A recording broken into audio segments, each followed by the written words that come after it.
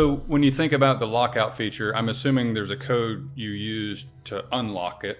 How does that work and how do you do that? Yeah, so all that's done through our app.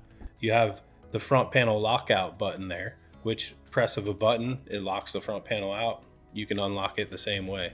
So I've locked out the panel, so it's kind of dark. Now, if I just walk up to this panel or somebody else walks up to this panel, they can't open it up and just start operating the lift.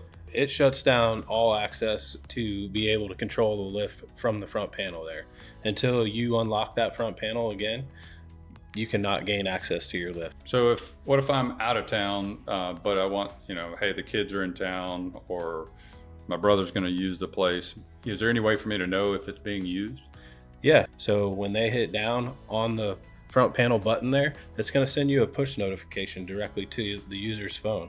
So it's going to pop up and say, hey, ski boat is moving down.